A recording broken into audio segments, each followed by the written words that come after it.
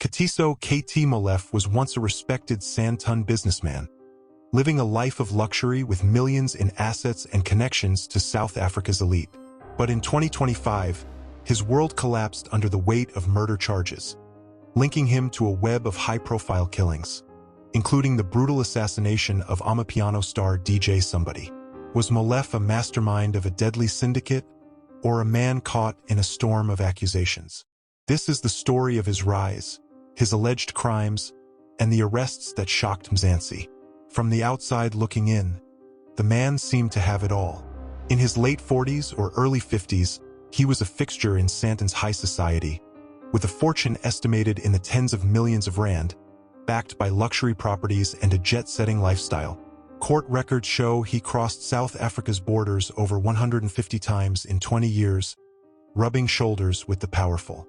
His businesses, though not publicly detailed, positioned him as a player in Gauteng's entrepreneurial scene, with ties to lucrative deals and influential circles.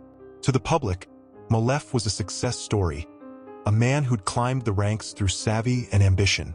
But beneath the polished surface, questions swirled. How did Molefe amass his wealth? Whispers of shady dealings followed him, and by 2024, his name was no longer just synonymous with success. It was tied to a darker world of crime and corruption. His story took a sharp turn when he became a central figure in one of South Africa's most gripping criminal investigations. In April 2024, Vereniging engineer Armand Swart was gunned down outside his workplace, shot 23 times in a chilling hit. Swart had reportedly exposed a Transnet tender price inflation scandal, making him a target. Police pointed to a case of mistaken identity, but the brutality suggested a deeper motive. On April 17, 2024, Katiso Molefe was arrested alongside 3 alleged hitmen: Michael Pueltau, Musa Kekana, and Tligo Floyd Mabusela, accused of orchestrating Swart's killing. The Gauteng High Court granted Molefe a 100,000 rand bail, citing insufficient evidence of flight risk, but the 3 other accused stayed behind bars. Investigators seized 4 firearms, including an automatic rifle, which became a critical piece of the puzzle. Ballistic tests linked these weapons to Swart's murder, but the case hinted at a broader murder value chain tied to tender fraud and whistleblower assassinations. Molefe's connections raised red flags. Prosecutors claimed he tried to enlist high-ranking police, including the Hawks head Godfrey Labia, to dodge arrest. KwaZulu-Natal Police Commissioner Mkwanatsi later alleged interference by senior officials, pointing to a syndicate with tentacles in SAPS and beyond. I can confirm before the South Africans today that the investigation which these members were involved with in Gauteng has unmasked the syndicate. And this syndicate involves, amongst others, politicians who are currently serving in Parliament. The law enforcement officers include the members of the South African Police Service, the Metro Police, and Correctional Services. They include prosecutors in Gauteng province, the judiciary, and all these are controlled by the drug cartel as well as business people in that province of Gauteng. On November 20th, 2022, Amapiano star DJ Somebody, real name Upa John Sifoka, was ambushed on Woodmead Drive, Johannesburg. Over 40 bullets tore through his VW Golf, killing him and his bodyguard Spoo Walter Makona instantly. A second bodyguard died weeks later. For nearly 3 years, the case went cold, with SAPS admitting no leads by September 2024. DJ Somebody's family, led by brother Koketso, demanded justice, while a 2025 Sunday World report suggested Somebody was targeted in a drug feud over a missing KwaZulu-Natal consignment, sold cheap in Joburg's clubs by a syndicate called the Big Five. On July 21, 2025, Molefe's world unraveled further. The Gauteng Political Killings Task Team arrested him at his Santon home, accusing him of masterminding Somebody's hit. Alongside him were Tau, Kekana, and Mabusela, charged as the triggermen. Ballistic tests confirmed the same rifle used in Swart's murder was fired in Somebody's killing, linking Molefe to both crimes. The charges piled up: 3 counts of murder, conspiracy, and illegal firearm possession. The Alexander Magistrates Court denied Molefe bail on July 22, 2025, citing his 150 border crossings as a flight risk.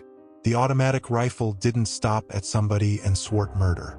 By July 29, 2025, police linked it to 10 high-profile cases, including the 2022 murder of Hector Buthelezi, also known as DJ Vintos. The DJ was shot outside a Soweto nightclub. The killing of Don Tinlini was also pinned on his 3 partners in crime. The gun was also tied to the 2023 attempted murder of actress Tebogo, ordered by her ex-Vuzamuzi Cat Matlala, a tender kingpin linked to a 3 billion rand Tembisa hospital fraud and a 360 million rand SAPS tender scam. Matlala, now in CMAX prison, shares ballistic connections with Molefe's cases, suggesting a sprawling syndicate. General Mkhwanazi, in his July 6, 2025 briefing, accused Matlala's network of controlling police and courts, stalling probes like somebody's. He claimed senior officials, including Police Minister Sensom Chunu, tried to disband the Political Killings Task Team, which had 600 dockets and hundreds of arrests. Mkhwanazi says the cancer eroding the South African police service runs deep. He says he was baffled by Mkhunu's decision to disband the Political Killings Task Team. The team was investigating the killings of political figures in KwaZulu-Natal. Mkhwanazi says in 2024, he received a request from the Gauteng Organized Crime Investigation Unit. This was to assist with the investigation to dismantle a crime syndicate based in Gauteng province, but is operating across the country. Molefe's arrest also sparked controversy when a Patriotic Alliance deputy was found at his home, claiming he was with a journalist from his African News Global for an interview. EFF leader Julius Malema called it a lie, and the DA demanded the deputy's resignation as Johannesburg's transport MMC. Molefe's charge sheet grew heavier on July 29, 2025, when he was linked to DJ Vintos' murder, while his co-accused faced charges for Tinlini's killing. Prosecutors called Molefe the mastermind of a death squad syndicate, tied to tender fraud and contract killings. His 2024 attempt to enlist Hawks boss Godfrey Labia, as alleged by General Mkhwanazi, fueled suspicions of high-level protection. Yes, today was a very interesting case. It's the bail application for Katiso Molefe, who's accused of, amongst others, the murder of DJ Somebody. That forms part of 4 murders that he's currently accused of, both in a conspiracy perspective as well as actual common cause. The state presented their case as into why they're opposing bail, and we learned something very interesting. They consider this a murder for hire syndicate, in other words, contract killings. And this has become a massive problem in South Africa. We're seeing that people are resorting to the use of bullets to resolve issues and disputes rather than mediation, arbitration, or litigation.